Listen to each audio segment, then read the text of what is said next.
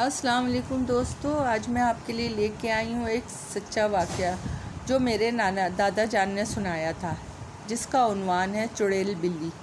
یہ لیجئے انہی کی زبانی سنیے۔ میرا نام عبدالغفار ہے۔ یہ اس وقت کا واقعہ ہے جب میں بھی چھوٹا ہوا کرتا تھا۔ ہم گاؤں میں رہتے تھے۔ ہمارے نانا کا گھر بھی اسی گاؤں میں تھا۔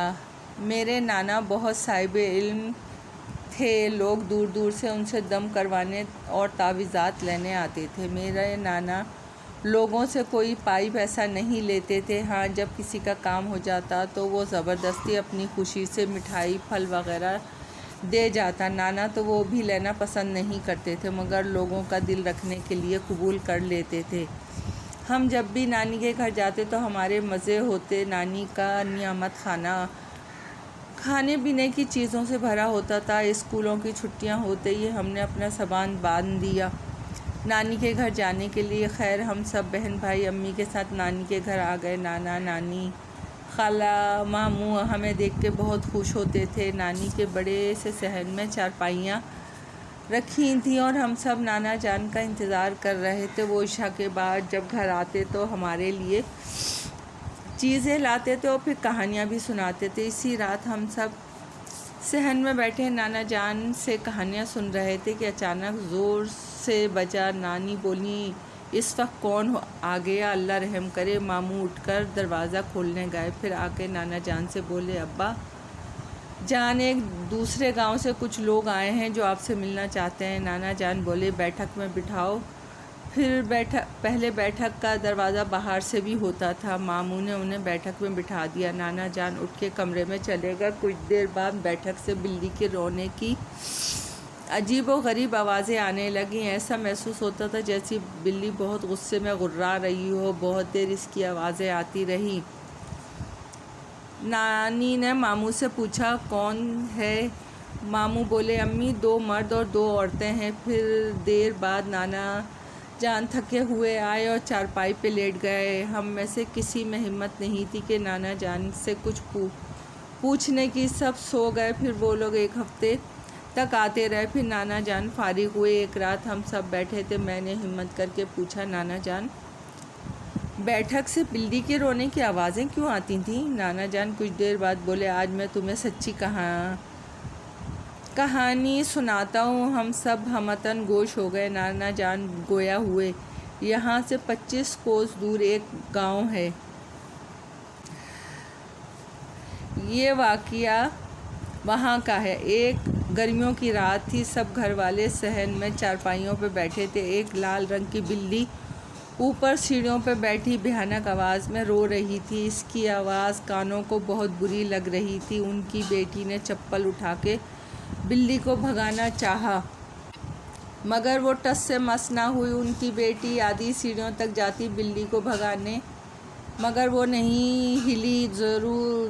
خیر، کچھ دیر بعد وہ خود ہی چلی گئی۔ ہم سب نے شکر کیا اور سو گئے۔ دوسرے دن بلی پھر رات کے ٹائم آ کر سیڑھیوں پہ بیٹھ گئی اور بھیانک آواز میں رونے لگی۔ میری بیٹی ہادیہ بولی، لگتا ہے آج یہ پٹ کر ہی جائے گی۔ اس نے ایک ڈنڈا اٹھایا اور بلی کو 2-3 رسید کر دیے، مگر اس پر تو کوئی اثر ہی نہیں ہوا تھا۔ اب وہ روتے ہوئے ہادیہ کو گھور رہی تھی۔ مجھے کچھ عجیب سا لگا اس طرح ہادیہ کو گھورنا۔ میں نے بہانے سے اس سے کہا، جاؤ بیٹی، میرے لیے 1 کپ چائے تو بنا لاؤ۔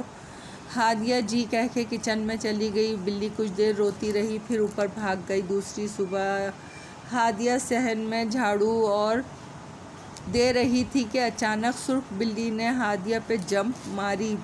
ہادیہ اس کا وزن برداشت نہیں کر سکی اور منہ کے بل زمین پہ گری۔ ہادیہ کی چیخ سے ہم سب باہر آئے۔ ہادیہ اٹھ کر تو بیٹھ گئی تھی، مگر بری طرح ڈری ہوئی تھی۔ اس کی ماں نے اسے جا کر اٹھایا اور پوچھا، کیا ہوا ہادیہ؟ اس نے روتے ہوئے بتایا کہ اس پر بلی نے حملہ کیا ہے۔ وہ بہت ہی گرم اور بھاری تھی۔ ہادیہ کو بخار ہو گیا تھا۔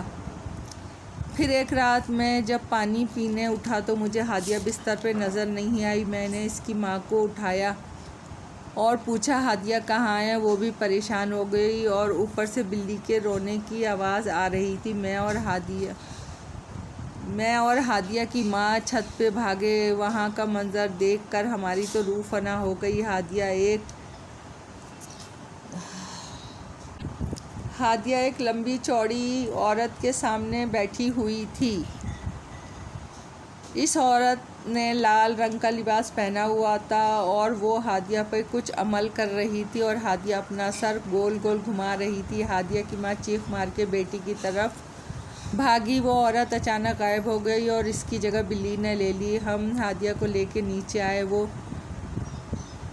پھر اس کے شہر میں تھی۔ ماں نے قرآنی آیات دم کی تو وہ کچھ نارمل ہوئی۔ عامل سے علاج کروایا مگر زیادہ افاقہ نہ ہوا۔ اب وہ جلالی بھی ہوتی جا رہی تھی۔ اکثر گھر میں توڑ پھوڑ کرتی، چھت پر جاتی، اس لیے اسے کمرے میں بند کر کے رکھتے، مگر وہ چڑیل کمرے میں بھی آ جاتی۔ ایک دن ہادیہ دن بدن پر پاگل پن کے دورے پڑنے لگے تھے۔ مگر بہت سے عاملوں کو دکھایا مگر مرض بڑھتا گیا۔ جوں دوا کی۔ پھر کسی نے ہمیں آپ کا پتہ دیا۔ آج تو ہادیہ کی بہت بری حالت تھی۔ کمرے میں بند کرو تو وہ اپنے آپ کو نقصان پہنچاتی اور کمرے سے باہر ہم اسے رات میں لے کر آ گئے۔ پھر ہمارے نانا نے اس پر بہت عمل کیا۔ بہت محنت سے وہ لال چڑیل کو نانا جان نے جلایا کیونکہ وہ ہادیہ کا پیچھا چھوڑنے کو تیار نہیں تھی۔ نانا جان نے پورے ایک ہفتے اسے مختلف طریقوں سے سمجھایا، ڈرایا، مگر وہ ہادیہ کی جان لینا چاہتی تھی۔ پھر مجبور ہو کے نانا جان نے اسے جلا کے بھسم کر دیا۔ اس طرح ہادیہ کی جان اس لال چڑیل بلی سے چھوٹ گئی۔ دوستو، کہانی پسند آئی ہو تو لائک اور سبسکرائب کیجیے گا۔ آپ کی دعاؤں کی طلبگار۔